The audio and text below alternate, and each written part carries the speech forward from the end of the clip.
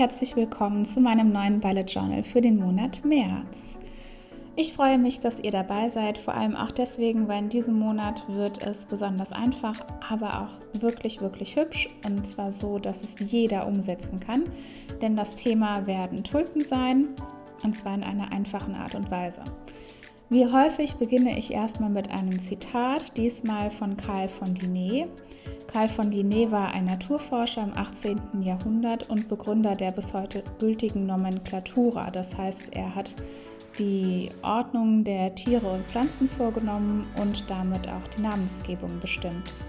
Das Zitat hier heißt auf Deutsch, dass in den kleinsten Dingen die Natur ihre größten Wunder zeigt und dementsprechend wollte ich auch diese Seite eher sehr kleinteilig und filigran gestalten und trotzdem eben auch sehr, sehr einfach.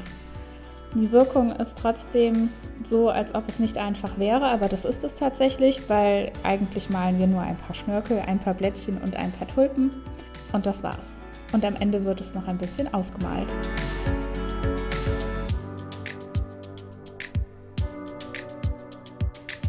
Die Seite ist damit auch schon direkt voll.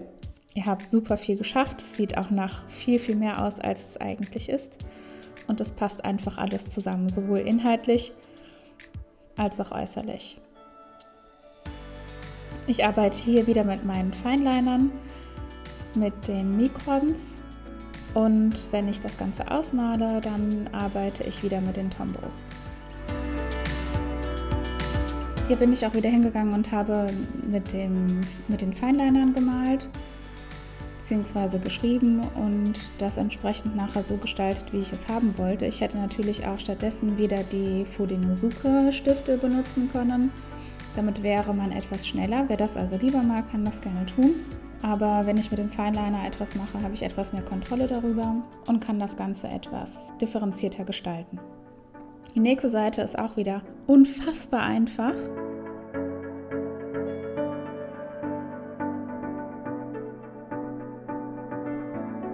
Für den Monat März, das hier ist also jetzt quasi die Titelseite, habe ich ja schon gesagt, dass ich das Thema Tulpen umsetzen möchte. Und die Tulpen werden wirklich ganz, ganz einfach gezeichnet. Und ich habe mir im Vorfeld überlegt, welche Farben ich benutzen möchte, sodass ich auch vorher schon auf einem Extrablatt gucken konnte, passen die Farben zusammen und gefällt mir das überhaupt.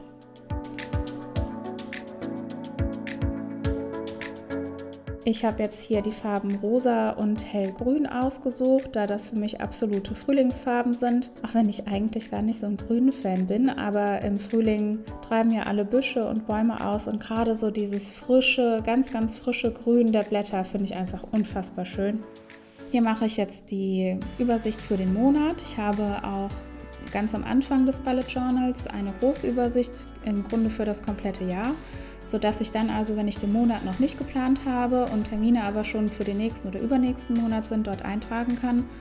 Und wenn der Monat dann beginnt, kann ich es nochmal in die jeweilige Übersicht übertragen. Das hilft mir einfach, mich besser zu organisieren und den Überblick zu behalten und vor allen Dingen zu vermeiden, dass ich irgendwie Termine doppelt lege oder so. Dann habe ich diesmal eine kleine Seite gemacht mit so eine Art Ideenliste, also Ziele, was will ich eigentlich in dem Monat erreichen. Das könnten vielleicht auch To-Dos sein. Und daneben werde ich auch Ideen sammeln, einmal für das Bullet Journal, aber dann auch Ideen zum Nähen. Denn gerade bin ich ja dabei, für unsere Tochter etwas zu nähen. Also ich werde ihr Decken nähen und vielleicht werde ich auch noch ein Kissen nähen oder so, aber das weiß ich noch nicht. Und das kann ich eben alles da eintragen und mir dann überlegen, worauf ich Lust habe, wofür ich die Stoffe da habe und das dann entsprechend umsetzen. Zum Nähen habe ich auch mir eine Art Bullet Journal angelegt oder ein Notizbuch, was ich eigentlich auch ganz nett gestalten möchte. Der einzige Haken ist nur, dass man da natürlich die Muster zum Ausschneiden, die Schablonen, natürlich nicht mit reintun kann, weil die einfach teilweise viel zu groß sind. Das heißt, da muss ich mir noch irgendwas anderes überlegen, Ordner oder so.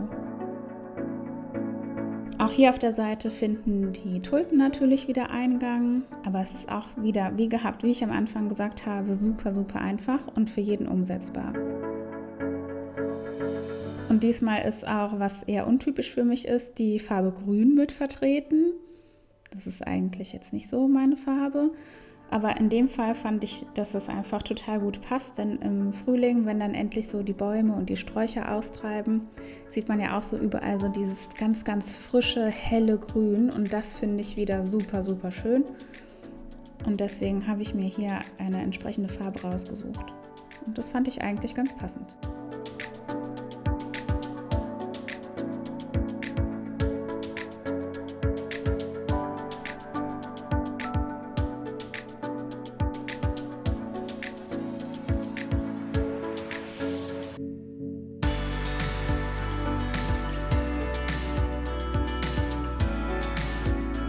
Hier sehen wir nochmal die Übersicht. Ich hoffe, es gefällt euch. Mir gefällt es auf jeden Fall sehr, sehr gut. Ich glaube, das werde ich auf jeden Fall benutzen und für die nächsten Monate nochmal mitverwenden.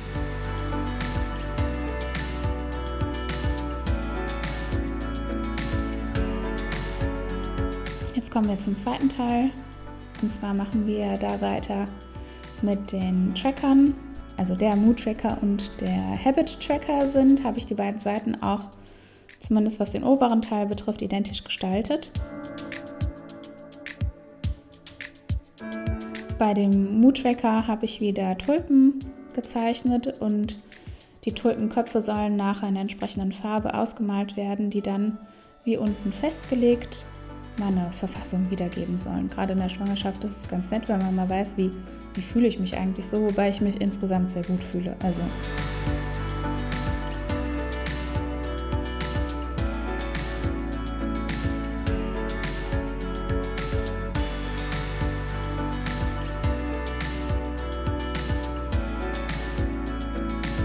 Die Seite ist auch wieder total einfach, aber man hat die komplette Seite ausgefüllt und immer wieder etwas Schönes zum Ausmalen. Hier kommen jetzt die Farben hin, in denen nachher die Köpfe ausgemalt werden sollen, entsprechend meiner Verfassung. Und wie ihr jetzt auch sehen könnt teilweise, ich habe unten drunter die Nummern notiert der Tombow-Stifte, die ich da verwenden möchte. Denn ich hasse das, wenn ich mir das vorüberlegt habe. Aber dann habe ich ja in meiner Sammlung an Tombow-Stiften, habe ich, keine Ahnung, 10 verschiedene Lilatöne. Und dann genau den zu treffen, den ich da jetzt verwenden möchte, ist halt schwierig, wenn ich mir eben nicht die Nummer notiert habe. Hier kommt jetzt meine Verfassung rein. Jetzt kommen wir zum Habit Tracker. Der sieht auch wieder sehr ordentlich aus, alles mit Lineal gezogen. Der Habit Tracker ist diesmal ergänzt worden um die Punkte Saugen und sauber machen, denn zum einen habe ich sehr starke Allergien, gerade jetzt auch im Frühjahr, und das geht bis in den späten Sommer hinein. Und zum anderen brauche ich auch eine geordnete Umgebung, um einen geordneten Gedanken zu fassen. Das heißt, für mich ist das einfach schon von meinem Charakter her, von meinen Eigenschaften her super wichtig, eine ordentliche Umgebung zu haben und auch eine saubere Umgebung. Aber gerade im Frühjahr und im Sommer ist es einfach noch viel wichtiger, weil je häufiger ich sauber mache, desto besser geht es mir, weil man dann halt eben regelmäßig die Pollen entfernt. Ja, hier findet man auch wieder die Tulpen. Wie gesagt, ich wollte, dass man überall den Frühling erkennt, weil ich mich einfach auch total darüber freue, wenn jetzt wieder die Krokusse anfangen zu blühen. Die Tulpen kommen auch schon. Ja, das ist einfach schön. Hier sieht man auch wieder, dass ich einfach gerne mit den Finelinern zeichne und auch schreibe vor allem. Ich habe einfach viel mehr Kontrolle darüber und ja, die liegen einfach gut in der Hand. Ich finde die super.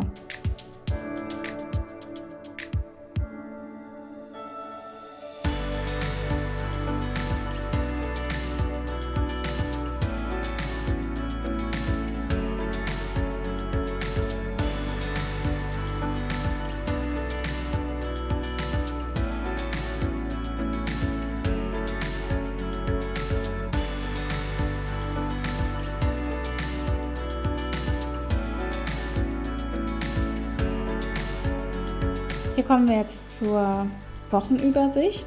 Hier habe ich wie immer auf der linken Seite einmal nochmal den Monat notiert. Das mache ich ganz gerne, weil manchmal bin ich so dusselig und schlage die falsche Seite auf und ja, das will ich einfach nicht. Also am Ende habe ich irgendwo einen Termin eingetragen, der da gar nicht hingehört. und im richtigen Monat vergesse ich ihn dann.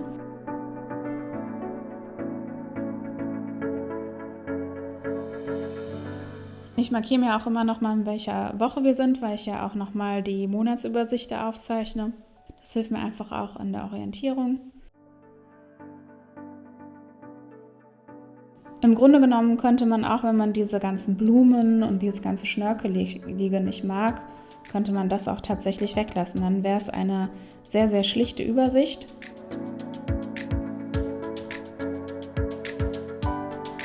Ja, hier kommt gerade meine Katze. Das ist Naomi, die ist 11 Jahre alt, sehr anhänglich und die muss im Grunde genommen überall dabei sein. Hier habe ich jetzt Glück gehabt, dass sie sich daneben gelegt hat. Normalerweise liegt sie da drauf, aber ich habe halt jetzt auch nur noch einen Arm und kann meinen Bullet Journal nicht mehr festhalten. Das ist irgendwie auch blöd. Aber was macht man nicht alles? Man freut sich ja auch, wenn das Haustier dabei ist.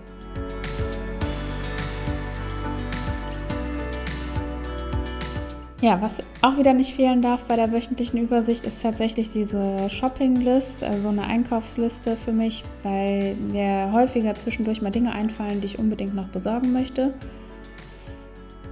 Ja, und im nächsten Moment habe ich es wieder vergessen. Also brauche ich auf jeden Fall eine Liste, wo ich das immer wieder eintragen kann.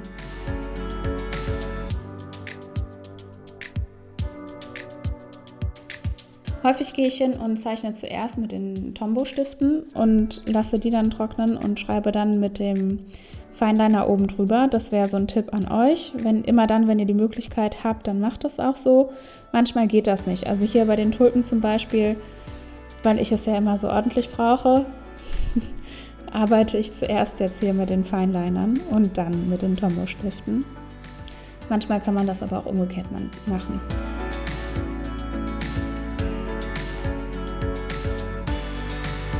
Hier also nochmal die Übersicht des Mood Trackers und des Habit Trackers und auch die Wochenübersicht. Ich hoffe, es gefällt euch und ich hoffe auch, es hat euch Spaß gemacht. Vielen Dank fürs Zuschauen. Bis zum nächsten Mal. Tschüss.